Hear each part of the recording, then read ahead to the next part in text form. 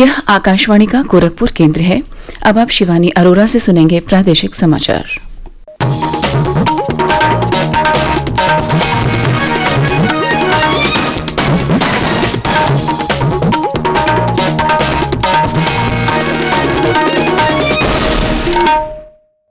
पहले मुख्य समाचार। वित्त मंत्री निर्मला सीतारामन ने प्रधानमंत्री द्वारा घोषित 20 लाख करोड़ रुपए के प्रोत्साहन पैकेज का ब्यौरा दिया। कारोबार के लिए 3 लाख करोड़ रुपए के ऋण बिना किसी जमानत के देने की घोषणा। सूक्ष्म लघु और मध्यम उद्योगों को 50,000 करोड़ रुपए की विशेष मदद। सरकार के 24% ईपीएफ योगदान को 3 और महीने के लिए बढ़ाया गया। मुख्यमंत्री योगी आदित्यनाथ ने कहा, प्रवासी मजदूर किसी भी दशा में पैदल न आएं। प्रवासी श्रमिकों को रोजगार देने के लिए बनाई जा रही है कार्य योजना। और प्रदेश में कोरोना संक्रमण से अब तक 1,902 लोग स्वस्थ हुए। सक्रिय मामलों की संख्या 1,744।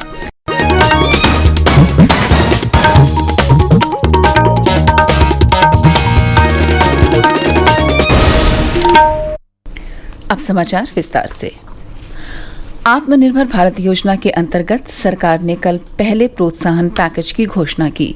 प्रधानमंत्री नरेंद्र मोदी ने मंगलवार को राष्ट्र के नाम अपने संबोधन में भारत को आत्मनिर्भर बनाने का आह्वान करते हुए आत्मनिर्भर भारत योजना की घोषणा की थी।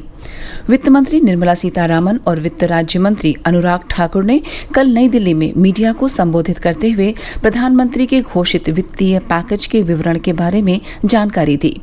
20 लाख करोड़ रुपए के इस पैकेज से सूक्ष्म लघु और मध्यम उद्यमों एमएसएमई, श्रमिकों, मध्यम वर्ग और उद्योगों समेत समाज के विभिन्न वर्गों का फायदा होगा। श्रीमती सीतारामन ने 6,40,000 करोड़ रुपए के 15 विशेष वित्तीय पैकेजों की घोषणा की, जो एमएसएमई, विद्युत वितरण कंपनियों, रियल एस्टेट, मध्यम वर्ग, करदाताओं और अन्य लोगों से संबंधित है। एक ऐतिहासिक फैसले में एमएसएमई का दायरा बढ़ा दिया गया है और छोटे तथा सूक्ष्म उद्यमों को भी इसमें शामिल कर लिया गया है। वित्त राज्य मंत्री अनुराग ठाकुर ने एमएसएमई क्षेत्र को जोरदार बढ़ावा देने के प्रयास के तहत 3 लाख करोड़ रुपए के ऋण बिना किसी जमानत के देने और 12 महीने तक इस पर ब्याज या मूलधन की वापसी न करने की घोषणा की। विशेष तौर पर एमएसएमई सेक्टर जो है, इसके लिए एक बहुत बड़ी घोषणा है कि collateral free automatic loan 3 lakh crore रुपए का मध्यम, सूक्ष्म, लघु, कुटीर और गृह उद्योग को मिलेगा। इसमें किसी को अपनी ओर से कोई गारंटी, कोई कोलेटरल देने की आवश्यकता नहीं है और इसका समय सीमा भी 4 वर्ष की होगी। पहला 1 वर्ष उनको इनके मूलधन का चुकाना नहीं पड़ेगा, मूलधन को नहीं चुकाना पड़ेगा और 12 महीने की इस पे छूट रहेगी। इस ऋण से 45 लाख छोटी और मझोली इकाइयों को फायदा होगा। सरकार के 24% ईपीएफ योगदान को 3 और महीने के लिए बढ़ाया गया है। 72 लाख से अधिक कर्मचारियों को इससे फायदा होगा। 20,000 करोड़ रुपए के एक अन्य पैकेज से आर्थिक संकट से गुजर रही 2 लाख इकाइयों को लाभ होगा। वित्त मंत्री ने बताया कि इक्विटी के माध्यम से एमएसएमई में 50,000 करोड़ रुपए लगाए जाएंगे। घरेलू कंपनियों के लिए नए अवसरों की घोषणा करते हुए श्रीमती सीतारामन ने कहा कि सरकारी खरीद के तहत 200 करोड़ रुपए की खरीद वैश्विक निविदा प्रणाली के जरिए नहीं की जाएगी। एक अन्य महत्वपूर्ण घोषणा में स्रोत पर कर की कटौती और स्रोत पर कर की संग्रह अगले वर्ष 31 मार्च तक घटाकर 25% कर दिया गया है। आयकर विवरणी भरने की अंतिम तारीख इस साल 30 नवंबर कर दी गई है। श्रमिकों को वेतन का 12% ईपीएफओ में जमा करने की अवधि 3 महीने के लिए और बढ़ा दी गई है। भवन निर्माण कंपनियों को राहत देते हुए वित्त राज्य मंत्री ने रेलवे, सड़क परिवहन और राजमार्ग मंत्रालय तथा केंद्रीय लोक कल्याण विभाग की अधूरी परियोजनाओं का काम पूरा करने के लिए 6 महीने की और मोहलत दे दी है। वित्त मंत्री ने कहा कि प्रधानमंत्री द्वारा घोषित 20 लाख करोड़ रुपए के आर्थिक पैकेज से आर्थिक वृद्धि तेज होगी और आत्मनिर्भर भारत अभियान सफल होगा। उन्होंने कहा कि प्रधानमंत्री ने राष्ट्र को संबोधन के दौरान आत्मनिर्भर भारत परिकल्पना बताई थी और भारत के लोगों से लोकल यानी स्थानीय उत्पादों के लिए वोकल बनने की अपील की थी। प्रधानमंत्री नरेंद्र मोदी ने कहा है कि वित्त मंत्री निर्मला सीतारामन द्वारा की गई घोषणाओं से उद्योगों, खास तौर पर सूक्ष्म, लघु और मझोले उद्यमों की समस्याओं के समाधान में काफी मदद मिलेगी। श्री मोदी ने कहा कि जिन उपायों की घोषणा की गई है उनसे मौद्रिक तरलता बढ़ेगी, कारोबारी अधिकार संपन्न बनेंगे और उनकी प्रतिस्पर्धा क्षमता सुदृढ़ होगी। इस बीच मुख्यमंत्री योगी आदित्यनाथ ने प्रधानमंत्री द्वारा घोषित किए गए विशेष आर्थिक पैकेज का स्वागत करते हुए इसे अभूतपूर्व और ऐतिहासिक पहल बताया। एक ट्वीट में मुख्यमंत्री ने कहा कि कोविड-19 से उत्पन्न परिस्थितियों से निपटने और देश को आत्मनिर्भर बनाने में यह विशेष आर्थिक पैकेज मील का पत्थर साबित होगा। प्रादेशिक समाचार आप आकाशवाणी गोरखपुर से सुन रहे हैं। मुख्यमंत्री योगी आदित्यनाथ ने यह सुनिश्चित करने के निर्देश दिए हैं कि प्रवासी कामगार तथा श्रमिक किसी भी दशा में पैदल यात्रा न करें। प्रवासी श्रमिकों एवं कामगारों के साथ सम्मानजनक व्यवहार किया जाए और पैदल यात्रा करते हुए पाए जाने पर उन्हें उनके गृह जनपद भेजने के लिए वाहन उपलब्ध कराए जाएं। सभी प्रवासी कामगारों एवं श्रमिकों की स्क्रीनिंग कर उन्हें क्वारंटीन किया जाए। अस्वस्थ होने की दशा में उनके उपचार की व्यवस्था की जाए। प्रदेश के अपर मुख्य सचिव गृह अवनीश कुमार अवस्थी ने कल लखनऊ में प्रेस प्रतिनिधियों को संबोधित करते हुए यह जानकारी दी। श्री अवस्थी ने कहा कि मुख्यमंत्री ने प्रवासी श्रमिकों एवं कामगारों को रोजगार उपलब्ध कराने के लिए वृहद कार्य योजना बनाने के कार्य में तेजी लाने के भी निर्देश दिए हैं। उन्होंने बताया कि मुख्यमंत्री ने कोविड-19 से प्रभावित आर्थिक गतिविधियों की बहाली के लिए औद्योगिक विकास को बढ़ावा देने के भी निर्देश दिए। प्रदेश में कोरोना संक्रमण के कल 115 नए मामले मिलने के बाद राज्य में संक्रमित व्यक्तियों की संख्या बढ़कर 3,729 हो गई है। 1,902 लोग अब तक स्वस्थ हुए हैं और 83 लोगों की मृत्यु हुई है। राज्य में कोविड-19 के सक्रिय मामलों की संख्या 1,744 है। सबसे अधिक प्रभावित आगरा जिले में संक्रमितों का आंकड़ा 805 हो गया है। 326 मरीज अब तक स्वस्थ हुए हैं, जबकि 24 की मृत्यु हुई है।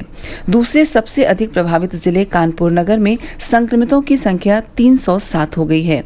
यहाँ 161 लोग अब तक ठीक हुए हैं और 6 लोगों की मृत्यु हुई है।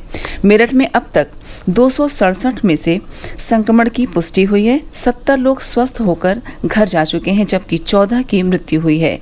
लखनऊ में मिले 265 कोरोना संक्रमितों में से 211 लोग ठीक हो चुके हैं। गौतम बुद्ध नगर में 238 मरीजों में से 141 लोग स्वस्थ हुए हैं। फिरोजाबाद में 194 में से 111 लोग स्वस्थ हो चुके हैं। सहारनपुर में 192 में से 159 लोग ठीक हुए हैं। मुरादाबाद जिले में 129 में से 90 लोग स्वस्थ हुए हैं। इसके अलावा वाराणसी में 87 संक्रमितों में से 51 लोग ठीक होकर घर जा चुके हैं। बुलंदशहर में 75 में से 54 लोग स्वस्थ हुए हैं। रायबरेली में 50 में से 35 लोगों के ठीक होकर अस्पतालों से छुट्टी दे दी गई है। अमरोहा में 32 में से 26 और शामली में 32 में से 27 लोग स्वस्थ होकर घर जा चुके हैं। रामपुर जिले में 31 में से 21 लोग स्वस्थ हुए हैं, जबकि मुजफ्फरनगर में 26 संक्रमित व्यक्तियों में से 29 का पूर्ण रूप से उपचार किया जा चुका है। केंद्रीय स्वास्थ्य मंत्री डॉक्टर हर्षवर्धन ने कहा कि अब तक देश भर में कोविड-19 के 74,281 मामलों का पता चला है, जिनमें से 24,386 रोगी ठीक हो चुके हैं, जबकि 2,415 रोगियों की मृत्यु हुई है। उन्होंने कहा कि पिछले 14 दिनों में कोविड मामलों के दोगुना होने की अवधि 11 दिन थी, लेकिन पिछले 3 दिनों में यह बढ़कर 12.6 दिन हो गई है। उन्होंने कहा कि कोविड-19 बीमारी से मृत्यु दर 3.2% और ठीक होने की दर 32.8% हो गई है। आकाशवाणी के समाचार सेवा प्रभाग से विशेषज्ञ सलाह कार्यक्रम में कोविड-19 महामारी के बारे में विशेषज्ञ डॉक्टरों की राय प्रसारित की जाती है। इस श्रृंखला में आकाशवाणी से बातचीत में अखिल भारतीय आयुर्विज्ञान संस्थान एम्स नई दिल्ली के निदेशक डॉक्टर रणदीप गुलेरिया ने लोगों, विशेष रूप से हॉटस्पॉट जोन में रहने वाले लोगों से लॉकडाउन के नियमों का कड़ाई से पालन करने और कोविड-19 की संक्रमण श्रृंखला को तोड़ने की सलाह दी।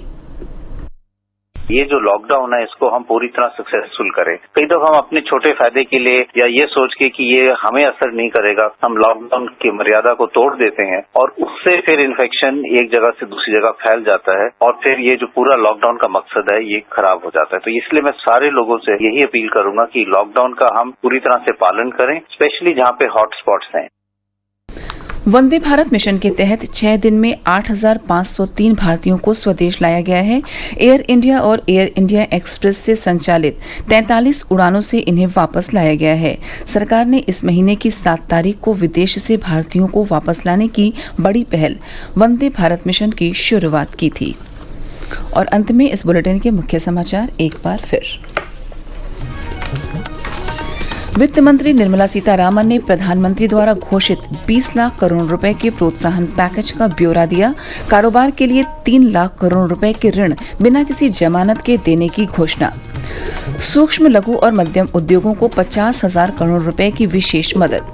सरकार के 24% ईपीएफ योगदान को 3 और महीने के लिए बढ़ाया गया। मुख्यमंत्री योगी आदित्यनाथ ने कहा, प्रवासी मजदूर किसी भी दशा में पैदल न आएं। प्रवासी श्रमिकों को रोजगार देने के लिए बनाई जा रही है कार्य योजना। और प्रदेश में कोरोना संक्रमण से अब तक 1,902 लोग स्वस्थ हुए। सक्रिय मामलों की संख्या 1,744। इसी के साथ प्रादेशिक समाचार समाप्त हुए। नमस्कार।